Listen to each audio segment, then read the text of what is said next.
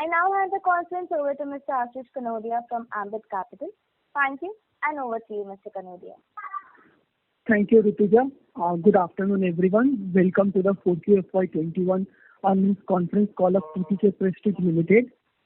From the management team, we have Mr. T.T. Jagannathan, Chairman, Mr. Chandru Kalro, Managing Director, Mr. K. Sankaran, Whole-Time Director, and Mr. R. Saranyan, Chief Financial Officer. We will start the call with opening remarks from Mr. T.T. Jagannathan, post which we will start with Q&A. Thank you, and over to you, sir. Thank you. Good afternoon, everybody. As you must have seen from the results that we've uploaded, we've had a very, very good year.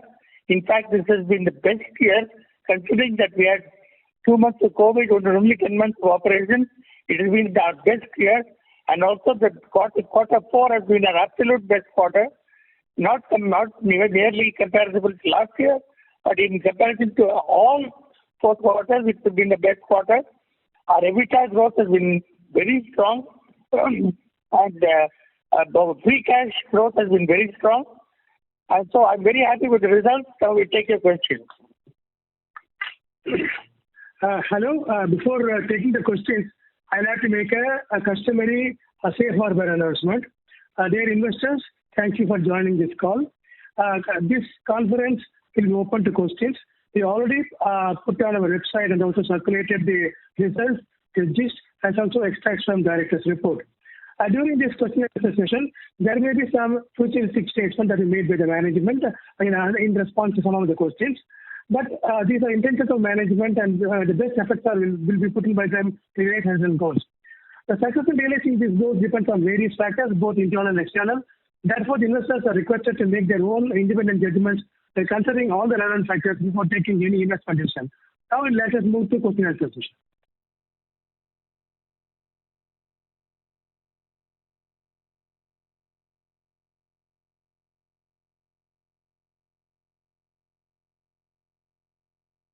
Thank you very much.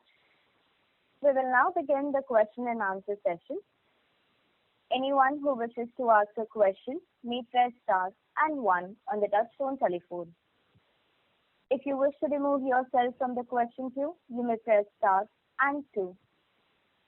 Participants are requested to use handsets while asking a question. Ladies and gentlemen, we will wait for a moment while the question queue assembles.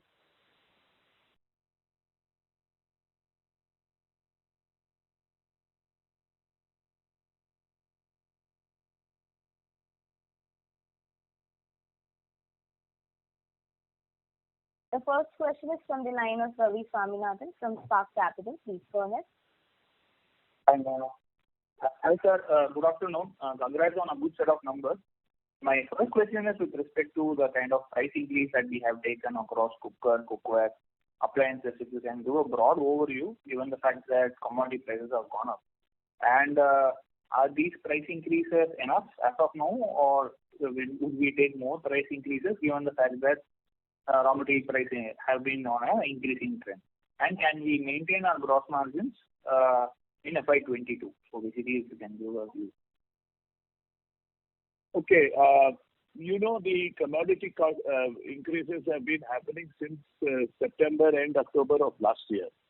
And it has been across the board. And we have taken 2 price increases in this financial year for the appliances, and 1 in the case of cookers and cookware. In the case of appliances, where there are plastics and electrics and there's large amount of copper, the price increases have been between 13 and 18% overall, totally. In the case of gas stoves, it's been between 11 and 13%. And in the case of pressure cookers and cookware, it's been about 5%. Now, even after that, in this quarter that we are seeing, we have seen the commodity prices run up, in Q4. But luckily for us, that is something we are seeing that has abated, and it is starting now probably peaking. Our idea is to see if we can pass on the cost increases and maintain margins, provided we don't see any reduction in demand. And right now, we are not seeing that danger because the cost increases have abated. And hopefully, going forward, we will be able to maintain our gross margins overall as per from year to year. Got it, sir. And from a demand perspective, so basically, this time the second wave, rural has been hit more. What kind of mix do we have between urban and rural in terms of sales revenue mix? And do you see higher impact to sales this time vis-a-vis last year? The rural, directly attributable rural is very small, under 10% that we see. The rest of the goods actually go into urban India, and from there, if there are feeder towns feeding into rural, we don't really track it. As far as the impact of this COVID wave is concerned, we will need at least a couple of months to understand the full impact after the unlock is happening. Can we expect similar sales or even better sales FY22 or FY21? We cannot say anything until we have opened and we have seen a month or two. Got it, sir. I'll come back in the queue. Yeah. Thank you. The next question is from the line of Sameer Gupta from IIFL. Please go ahead. Good afternoon, sir, and hope every one of you is doing safe and healthy. Both of my questions have been actually asked by the previous participant. So I'll ask you on your medium-term strategy. I understand that these are uncertain times, but when we look at our portfolio, when we look at the gaps in terms of our presence, and what kind of strategy are we looking at to ramp up our sales growth? Anything on your total reach in terms of retail outlets? Any target you can share how you'd like that to be? Any geographical color, whether there is higher presence in southern India and you want to ramp up in northern India? Anything on that front will be helpful, sir. Okay, last year has not been like this by just some pent-up demand happening. Let me assure you there are a lot of things that went behind that performance. First, to answer your question specifically on terms of distribution, we have significantly expanded our distribution in areas which we identified as growth areas in the north and the east, for example. Our maximum increase in the number of outlets that we play in has happened in this FY21. And I believe that distribution is really standing us in good stead as we go along.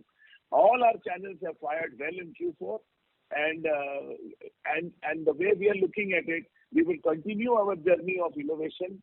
We will continue our journey of launching newer and newer products and establishing or maintaining leadership in all our core categories.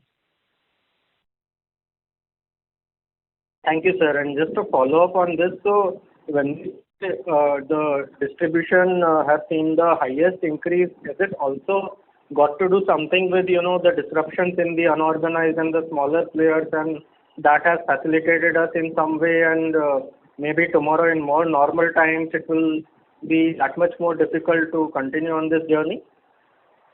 No, actually not. The distribution increases have not happened because they could not get something else. The distribution increases have happened on the basis of some hard work on the field, on the basis and going and actually tapping counters and putting our product there. Now, the first half was largely disrupted for the smaller brands, but the second half, the supply chains were all back. But if I am going to get repeat sales from those outlets, it means that I have established a sustainable distribution in those areas. Great, sir. That is very helpful, sir. I'll come back in the queue for any other questions. Thank you. Thank you. The next question is from the line of Aditya Babu from Axis Capital. Please go ahead. Thank you. Good afternoon, gentlemen, and congratulations on a great set of numbers. So my question is specifically with regards to our cookers and cookware range. We've seen multiple years where the growth rates have been reasonably tepid. I just want to get an understanding from you as to are we seeing a structural jump up in terms of the growth rates that we are expecting, and what are the reasons behind it? Thank you. I would believe it is too early to say structural because it is only last 10 or 12 months that we are talking about. But the cookware business definitely is looking robust. On our part, as far as we are concerned, you know that we have taken two large steps in both the pressure cookers and cookware. One, in the pressure cookers, we moved all our pressure cookers to the new Swatch platform, and we continue to be unique in that on that platform. No one else has that characteristic of product which actually prevents frothing and things getting dirty in the kitchen. That's a feature that's completely unique to us, and all our pressure cookers have moved there. The second structural change we made in cookware was that we expanded our portfolio in areas which we were not playing to a great degree. For example, we were earlier largely dependent on just non-stick. Our non-stick cookware portfolio got much more powerful, but in addition to that, we've added a full stainless steel cookware portfolio. Towards the end of the year, we added cast iron cookware portfolio. We've strengthened our hard anodized cookware portfolio, and most importantly, our exports on cookware are also doing exceedingly well. So both these categories have received a lot of attention from us, and hopefully that growth rate we should be able to sustain. Understood, sir. So just to follow up on the question, just if you can share what is the sort of volume growth that you've seen in FY21, especially in the cookers and cookers, that would be very helpful. So there has not been a volume growth of any significance in cookers, but we've maintained our volumes. But in cookware, this is our highest ever volume that we are looked at, and it's in high double digits in volume in spite of the fact that the first quarter almost was washed out. So really what Chairman said in the beginning, the operating period in this year was just 10 or 9 months. And if you're looking at this, you're really looking at a substantial growth in the the last 9 months of this financial year. Understood, sir. Sir, and my last question is in terms of our overall margin. Here again, we've seen a significant step up, close to high teens, especially in the last 2 quarters. Is it predominantly led by our cost curtailment / operating leverage benefits, or is there something materially different that you're doing here, which can lead to a more sustainable sort of a margin? So it's a combination of factors. One, I think the company has taken several measures to make itself more efficient cost-wise. Some of it which will sustain, some of it will not sustain after the unlock is complete. For example, travel expenses may not be as low as they are in this year if the unlock happens. But there are a lot of initiatives in manufacturing, in other cost areas, in logistics, which we would have taken, which will actually hold us in good stead. On the material cost front and the gross margin front, I think we've taken a lot of care to make sure that our portfolio of products are able to justify the value that we are seeking from the customer and delivering better value to them even more than the money they are paying. This is through new products. This is through a variety of marketing initiatives that we are taking. And I think that will continue as long as our innovation pipeline is happening, and that is going to happen. Understood, sir. That's very elaborative here. So one last question from my end. I understand that it will be difficult for us to talk about the immediate term, but maybe if you can help us understand what is the kind of growth trajectory that we expect in the medium term, let's say 3 to 5 years, that would be very helpful. I think we have made our intention very clear in our vision statement, and we said this last time that we are about a year and a half behind from that vision statement to reach where we wanted to, which was really a CAGR of between 15 and 17% in our existing organic business.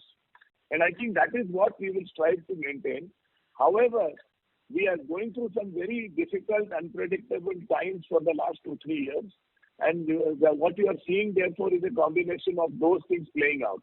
In the meantime, what we are also trying to do is definitely deliver a disproportionate growth in bottom line, which also you are seeing. Perfect, sir. Thank you so much, and wish you all the best for the quarters to come.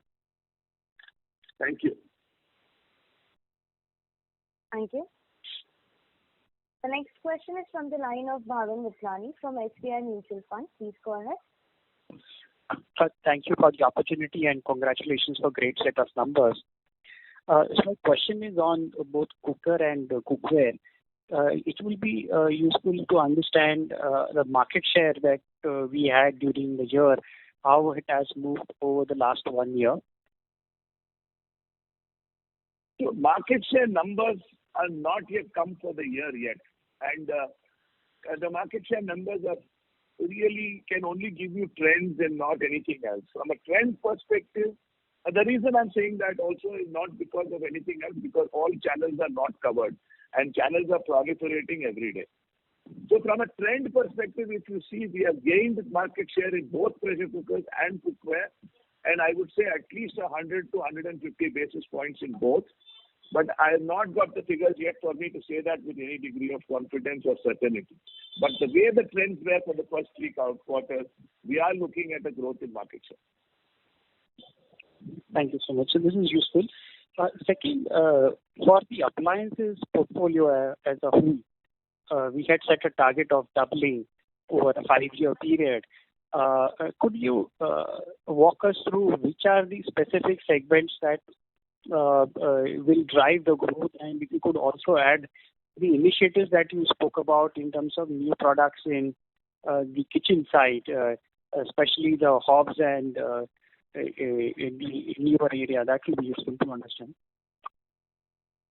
You know, we have always said what our 4 categories are, and those 4 categories are pressure cookers, cookware, gas stoves, mixer grinders, wet grinders, and induction cookers.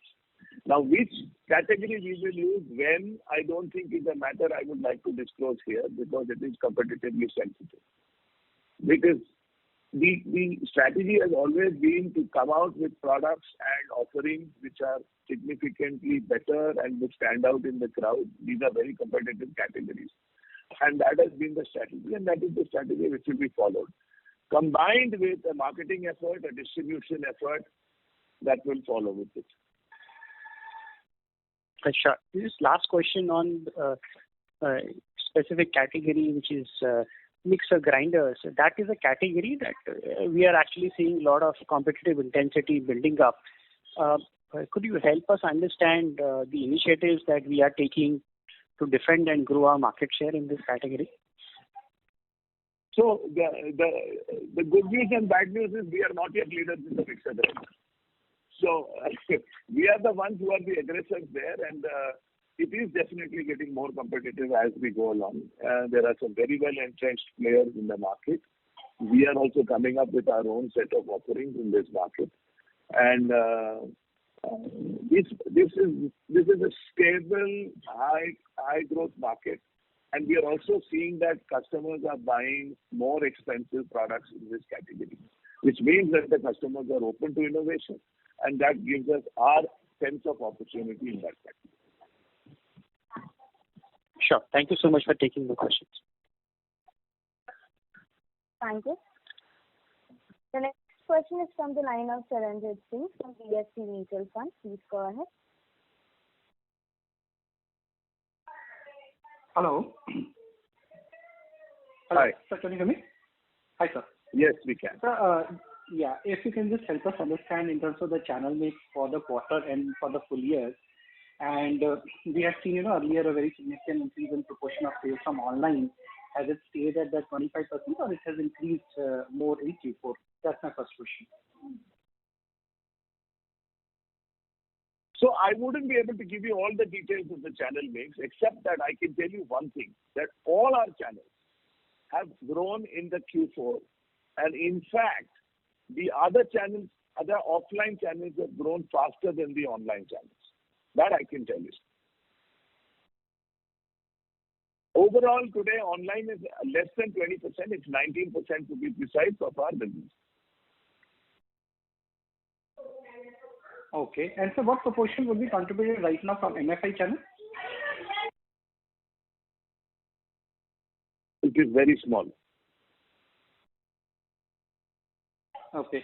Sir, and the other thing is now when we listen to the commentary of the other companies, so the thought process is maybe tier 1 will recover faster than tier 2, tier 3 this time. And, because the problem is more widespread and the deeper into the country. So in terms of our mix of tier 1 versus tier 2, tier 3, how is that? And based on that, then how do you see the outlook for our different product categories? So I told, I think, to somebody else that we have added distribution this year. Probably the maximum number of outlets have been added this year. Most of these outlets have been added in the tier 2, tier 3, tier 4 towns.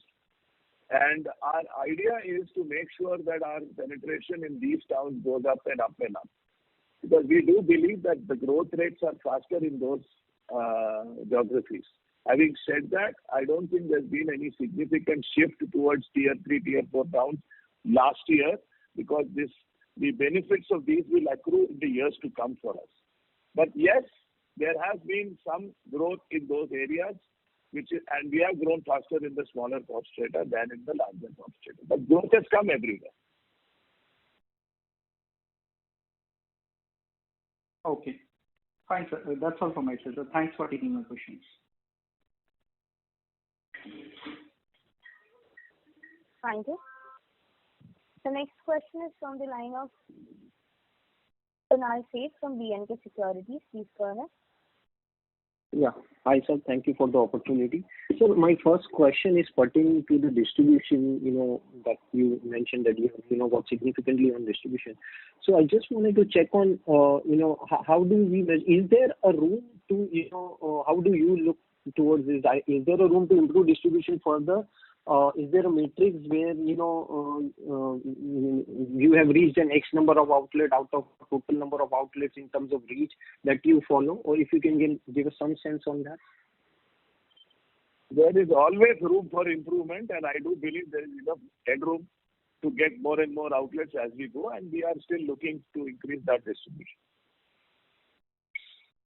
Okay.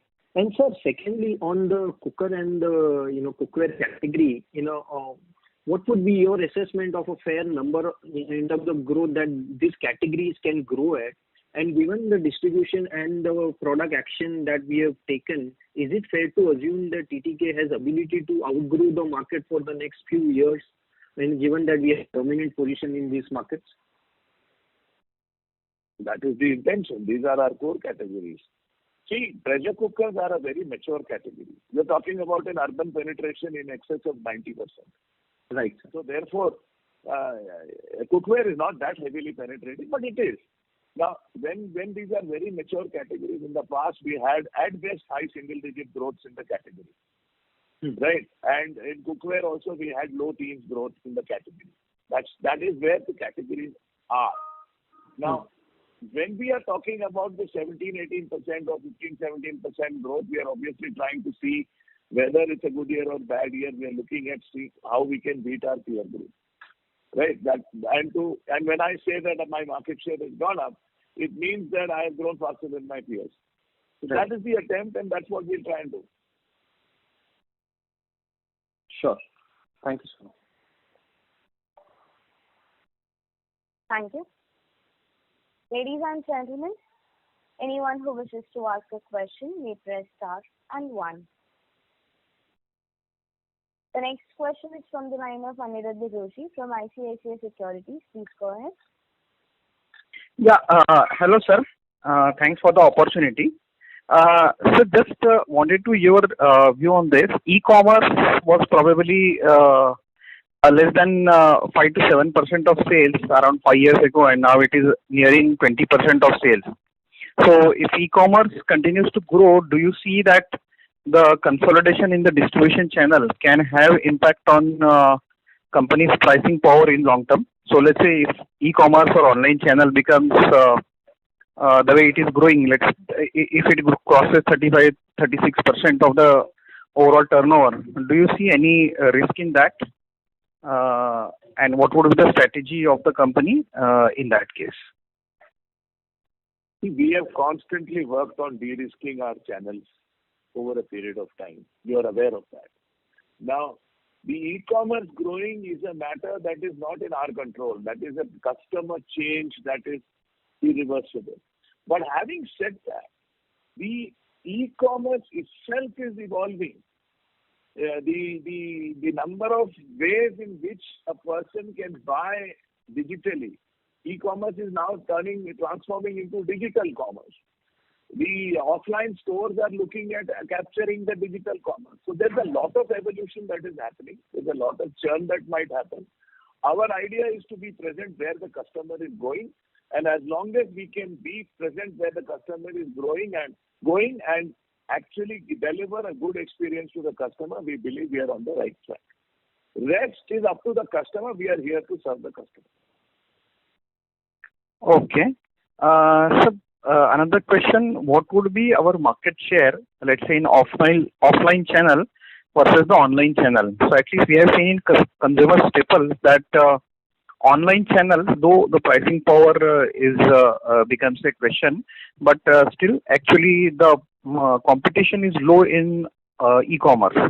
So the market share for an organized or a larger player like it can be higher. So what would be roughly difference in market share in offline channel versus the online channel for us? So I cannot give you the market share because I don't have the hard facts in front of me yet. But I can tell you that we are leaders both in online and offline in those categories which I have said. Now, the point that you made that offline competition is low, I disagree with. If anything, the online channels, you said the online competition is low. The online channels offer a ready-made platform to be, lesser known brands, for want of any other word. And they give them access to a marketplace which they otherwise didn't have. So it's a competitive world out there, and we have to constantly make sure the customer sees the value in our brand. And remember, we are in durables. We are not in FMCG. So therefore, a substantially good after-sales service is very important to a customer. And that's something we've taken a long time to build. And we believe that is our true strength. Okay, sure, sir.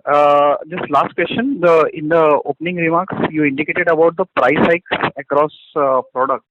So I missed that number. So if you can please just share that number again. That's the last question from my side. Thanks. So what I had said was, we have taken 2 price increases in appliances and 1 price increase in pressure cookers and cookware. In appliances, we've taken between 17 and 19% in electrics, and we've taken about 13% in gas stoves, and we've taken about 5% in pressure cookers and cookware. Okay, sir. Thank you. Thank you.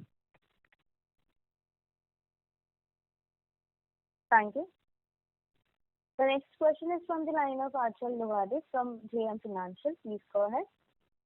Yeah, thank you for the opportunity, sir, and congratulations for great performance. But my first question is with respect to the gross margin expansion. If I look at the QOQ, CQ being typically is very good quarter for us. So how do we explain this gross margin expansion? Is it driven by higher price increase than the cost inflation, or is it promotion or the sales behind typically in the fourth quarter? So as I said, it's a combination of factors. Number one, we had passed on the price increase. We had effected the price increase in the quarter. Second, we had a good channel mix, and third, we had a good product mix. Combination of that is what you are seeing as the expanded gross margin. Understood. The second question I had, with respect to the, in terms of the retail tracking. So, we hear a lot of other companies, I'm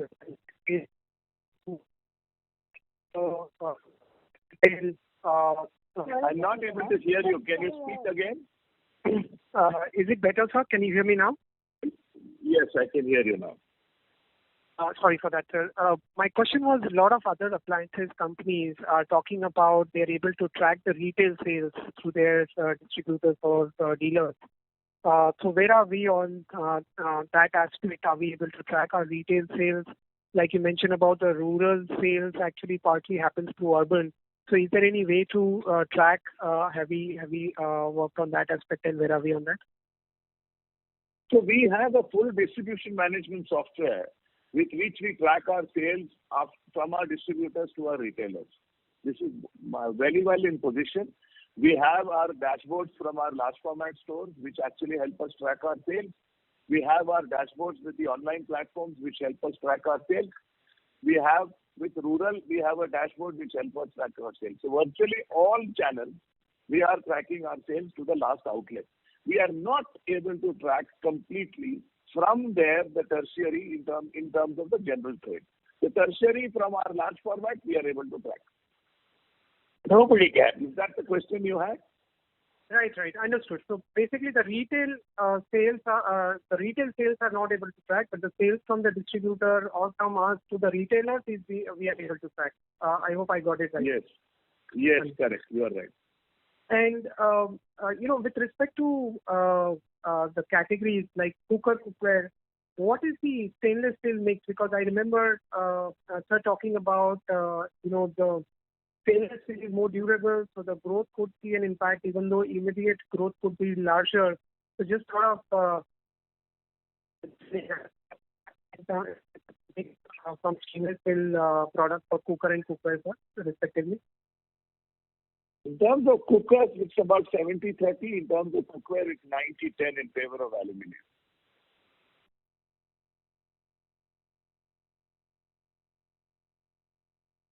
Hello? The shift may not be as sharp as what I'm talking about. Sorry, I didn't hear that. The shift, from aluminium, currently for cooker, Your line is breaking up. I'm so sorry. Can you hear me, sir? Is it better? Yes, now it is better. Sorry about that, sir. In terms of the stainless steel mix, for cooker it is 30% currently. How do you see it over the next 3 to 5 years? Do you see it, getting swapped with the aluminium? I felt that way 24 months ago when there was so much bad publicity about aluminium. But I believe that people have understood that is just bad publicity and nothing else, and there is no factual things there. So I do believe that stainless steel over a period of time will grow along with the prosperity of India, but it will be a slow process. It's not going to happen overnight. Got it. And sir, if I could ask one more with respect to the gas stove number for the full year, would it be possible to break it up, sir, in terms of the appliances revenue? Sorry, come again. What was the question? Gas stove revenue for FY21, sir. Gas stove revenue from gas. I would like to give you that breakup at this point in time. We have given you some breakup. That's what we can stay with. Understood. That's very helpful. Yeah. Sure. Thank you so much. I'll come back in the queue.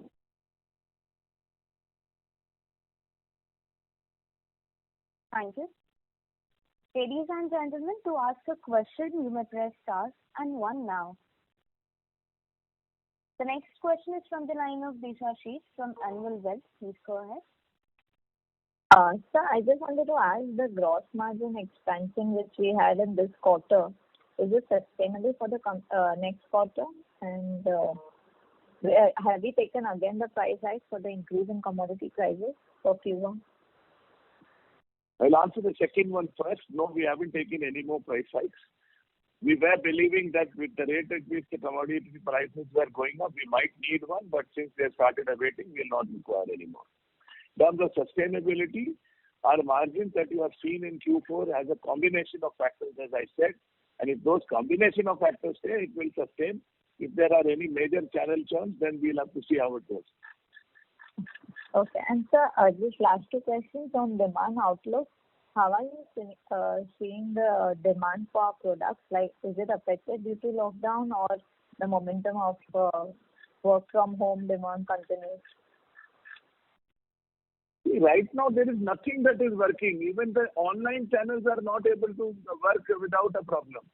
So it is very difficult for us to tell you anything. We need at least 4 to 8 weeks of operating after unlock to understand how the customer is behaving. But I don't think that the category is as mature as it is. will go down in terms of demand. If anything, it should only grow. So we can assume that May was, I mean, half of April and half was May was almost washed out because of, people couldn't come out of home and partial lockdown. All sales were happening fast. No, May is almost a national lockdown. There is no place that is working. And you are right, half of April was gone. Okay. All of May. Whole of May is gone. Really, I mean, there's nothing happening. And the last question, just for the growth of the cookers, the only way to grow the cooker for the company is to gain market share from each other. That is only because the category is not growing so much since it is fully penetrated. Or is there space in rural demand? I mean, how are we going to grow more in cookers? By gaining market share. The replacement cycle has come down. People replace their cookers much faster these days. Second, people buy add-on cookers much more these days, multiple ownership. Third, the rural area is not as heavily penetrated as the urban area, and the infrastructure has started being built into the India that is allowing access to the rural markets. And fourth, the penetration of Ujjwala and all the other measures that the government is taking to get people to move to cleaner forms of cooking will mean newer kitchens coming to pressure cooking. So those are the sources of growth. And new products, innovation. Yes, and innovation. Okay. Thank you, sir. That's it from my side, and all the best. Thank you. Thank you. The next question is from the line of Manish Poddar from Nippon India. Please go ahead. Yeah, hi sir. Thanks for the call. Just two questions. First is, let's say in terms of price parity in your larger products, the gap versus, let's say, the number two or the unorganized, is that gap largely same now, given the price hikes which you would have taken? No, the parity hasn't changed. If anything, the unbranded has had to take higher price increases than us in many cases, especially in pressure cookers and cookware. Okay. And just one bit, let's say, so if I understand, would you be able to help me, how does EBITDA margin stack up across channels? I wouldn't want to give you those numbers. But let's say qualitatively, let's say which channel is better than, let's say, the others? So the online and large formats are roughly similar. The general trade and my own retail is roughly similar. Okay, great. Fine. Thank you. Thank you. The next question is from the line of Naveen Trivedi from HDFC Securities. Please go ahead. Yeah, good afternoon, everyone. So my question is, so if I look at product mix between 3Q and 4Q, then I find no such difference in terms of the price. But if I look at the gross margin expansion between quarter and quarter, then there is almost 400 sort of expansion. So just wanting to understand, is there also some sort of a benefit of the old raw material inventory also in the gross margin this quarter? Certainly, that was also one of the points. We did carry some inventory from the older period, and there has been better model mix and a better channel mix, and a price increase that we've taken. So when you say channel was favorable, you mean to say offline channel has a better gross margin than online channel for us? I just stated that our general trade and our retail has one type of margin, and our online and our e-commerce has one type of margin. But our Q4 saw all our channels grow faster than online. Fair point. Hello? Lastly, if you can also give ANC number for F21. Sorry? If you can share the ad and sales promotion spend for the year. It's been around that 6% level for a long time. Sure. Thank you so much. Thank you. The next question is from the line of Aniruddha Joshi from ICICI Securities. Please go ahead. Yeah. Thanks, sir. Just one follow-up question. Sir, if you can indicate core categories that we mentioned, pressure cookers, gas stove, mixer grinders, and other key categories, induction cooktop, etc. So, what it would be roughly, maybe 5 year, 6 year types. If you can share these numbers, even if indicative, it's fine. So I didn't understand the question. Can you say that again, please? The replacement cycle means a person may buy a pressure cooker, then he will come back to replace that cooker maybe after 5 years or 6 years, because the first pressure cooker will not be that efficient, or may have some issues, etc. Or he may just want to replace that. So for pressure cookers today is under 5 years that we are seeing, not because of not being efficient, but simply because people get bored. It's like the way you change your mobile phone. Whether it's working or not, you tend to change it. It's like that. That's something that the customer has had to do. And in our case, we are driving replacement by bringing out newer and innovative products. For example, the Swatch cookers, we brought out the Nippon cookers, etc. In many cases, they're not even replacement. They just add-on buys. Cookware replacements are faster because they tend to wear out faster. So non-stick cookware, maybe a year or 2 years, they will replace. Induction cooktops, maybe 3 years. Gas stoves, maybe 5 years. Mixer grinders, maybe 4 years. Depends. Every one of which category has its own reasons for replacement. Reasons for replacement are either it's worn off, they found a better product, they need an add-on capacity, they want to use it for something else, etc. okay, sir. Thanks. That was the question. Thank you. The next question is from the line of Bhavin Vithlani. Please go ahead. Thank you for the opportunity again. So on your press release, you mentioned the Kharadi factory continues to be in the lockdown, and it's like 2 quarters in a row. It'll be useful to understand what exactly the issue is now and when do we expect a resolution. So they had entered into an illegal strike which forced us to declare a lockout. Right. And after that, there have been several rounds of mediation between the Labour Commissioner, the union, and us. And that process is still on. Sure. Any timeline that we could expect on the resolution? Because it's been more like 2 quarters now. Difficult to predict. These things are very difficult to predict. Obviously, the company would want its factory up and running as quickly as possible. We are in the meantime doing things like we are going for periodic maintenance and other things so that there are no major losses due to the factory being shut down. All of that is happening. But I don't think we can say that this is when we will complete this process. Understand. In the previous quarter, you had mentioned about the expansion that you have undertaken in various categories. If you could walk us through what is the level of expansion that we are doing in cookware and appliances category, and where are we in that expansion process? Are you talking capacity expansion? Yes, please. So cookware, we've almost doubled our capacity. We've just built a new plant which will get commissioned in the next 3 months. Because this COVID has actually delayed matters. We've actually doubled our capacity. In terms of pressure cookers, we are looking at maximizing the usage of machines to improve the production life now. We are saying that let us wait for some time before we can add capacity after we have seen the post second wave situation, and then we'll take that decision. In terms of appliances, all our vendors have actually doubled their capacity for supplies. You know, last year we took a very bold decision of moving all China finished goods into India. Most of that has been complete.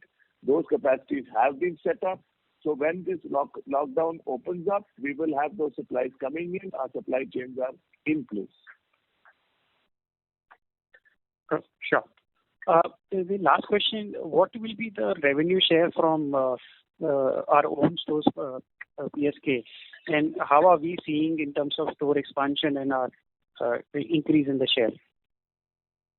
So our own PXLs are actually around 14 to 15% of our total revenue. We are at about 620, 613 number right now.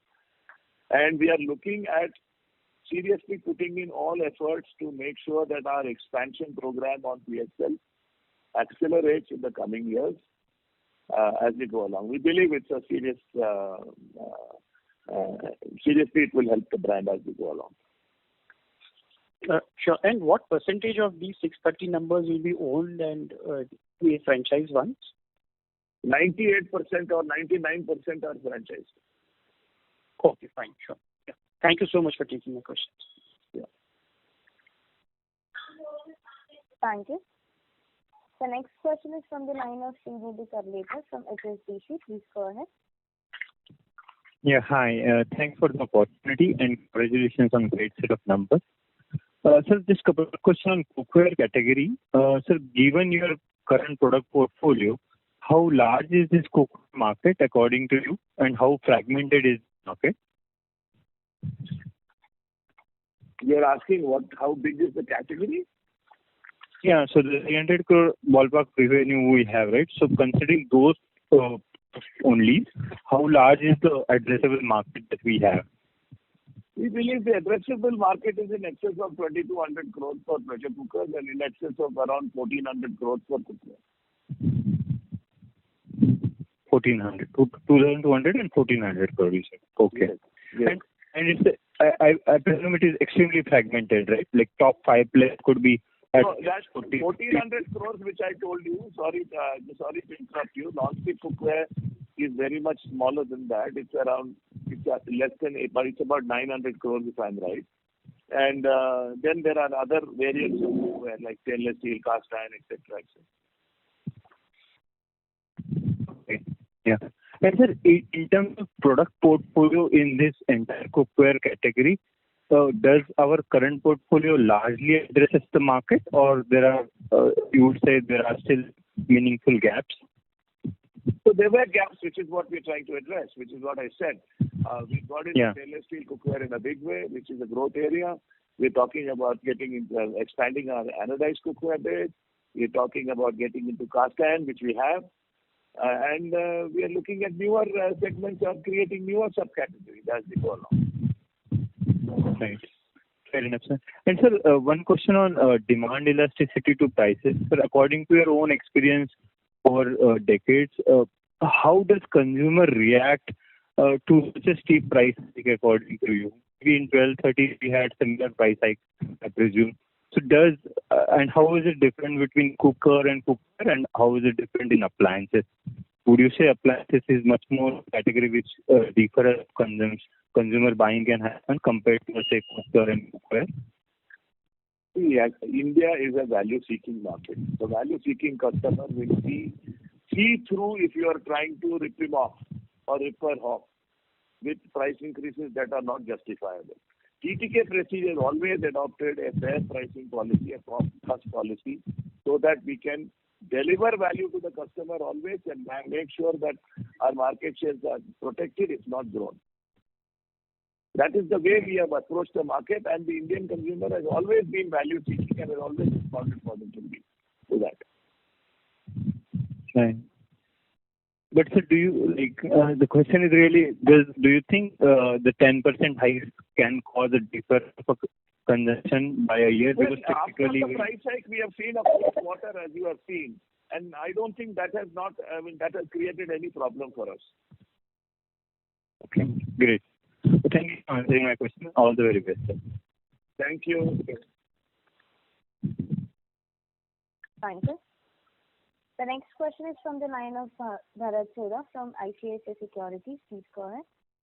Yeah, good afternoon, sir. Congrats on a good set of numbers.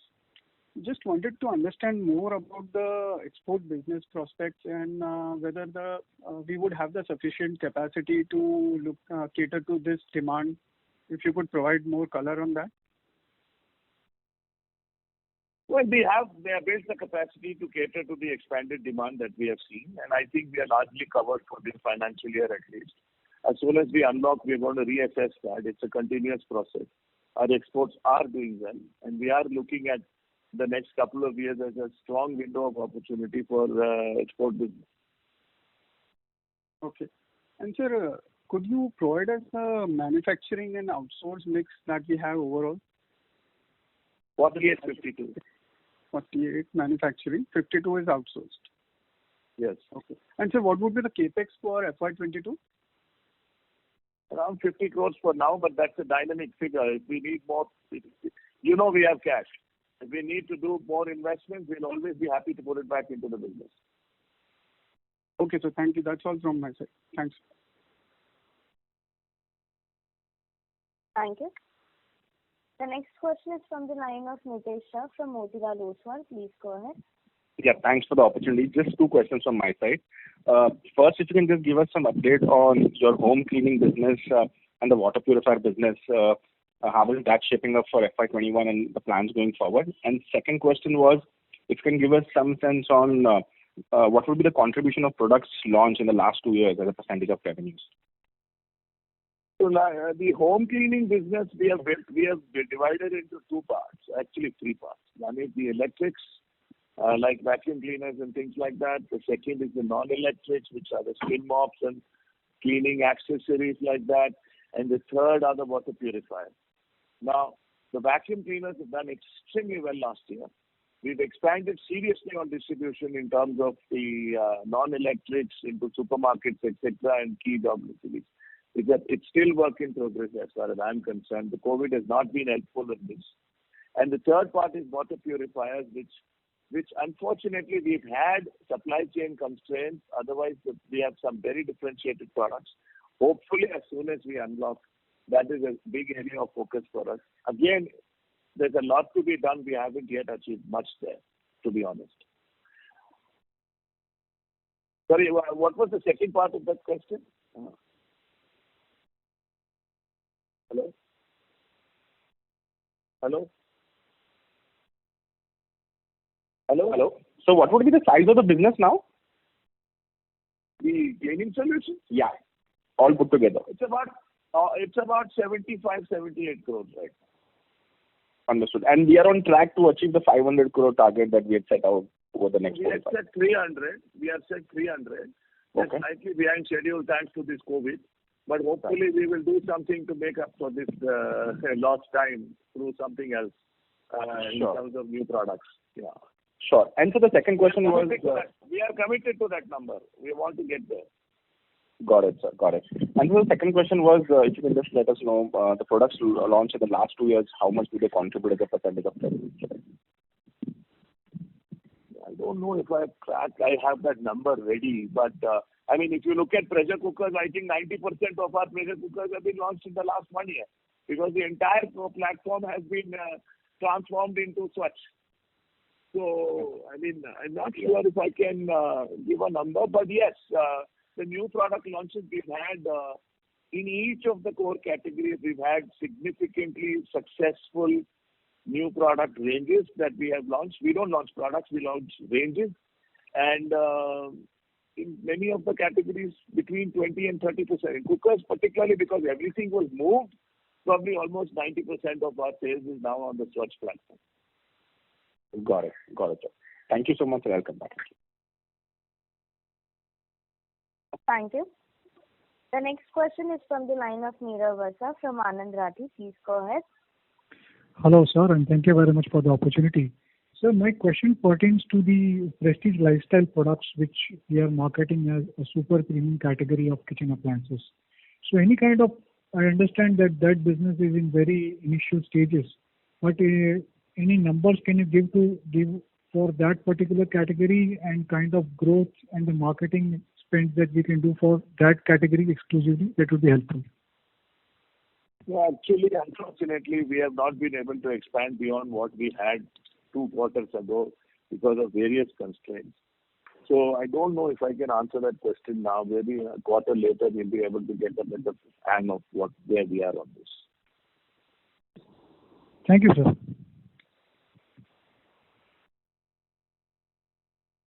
Thank you. The next question is from the line of Dipen Sheth from Crystal Investment Advisors. Please go ahead. Hi, and thanks for the opportunity, sir. The question I want to ask is a little strategic in nature. I see your cookers slice of the business as a mature but leader category. Fine. And obviously, cookware appliances would be the faster growing and more, bigger opportunities there in terms of being able to grow the business sustainably. Of course, cookers has its benefits as well. But my question is, as you build out the cookware and appliances businesses, and they are already at something like 60-70% combined in the revenue mix on the standalone basis. What are the big challenges that you're running into on these categories? You've mastered cookers, I'm good with that. You've done some great stuff here, and now it's 70% of your revenues. Is it that you are running into challenges on very strong competition, big challenges on product development and innovation? Is it that the pricing aggression from competitors is high? Is it that the channels are difficult to build up? Is it that the inventory management is posing challenges? Where are the challenges from, let's say, a 2, 5, 10-year perspective in these businesses? Because I see them as also very, very high potential and a lot of good work to be done over the next maybe half a decade or a decade. You are talking about challenges in appliances and cookware or in pressure? Yes, sir. Yes, sir. Appliances and cookware. So, these appliances are a much larger space to play in, and they are far more fragmented. You are aware of that. Yes. In cookware, actually, we have even better market share than pressure cookers when it comes to non-stick cookware. So, the two are really two different things. There is a lot of headroom for us to go in appliances. There's a lot more scope for innovation. And therefore, that's something that we have. The challenge is obviously, there are very few brands that have done what Prestige has done. Prestige has made the transition from a non-electric player to an electric player. And I don't think there is any company in this country which can say that with any degree of confidence. So the challenges we have already overcome. Where it is to be overcome is in some categories like mixer grinders, where there are very strong players whom we have to challenge as we go along, and we will do that. And we will do that with very strong, innovative product offerings, and we believe the customer is always receptive in these categories for that. And the category offers us that space. That has been the strategy largely going in the last so many years. Okay, I'm hearing you loud and clear. Thanks very much. Yeah. Thank you. Ladies and gentlemen, as this was the last question for today, I would now like to hand the conference over to the management for closing comments. Andrew, you do the closing. Thank you so much, ladies and gentlemen, for the very engrossing 1 hour.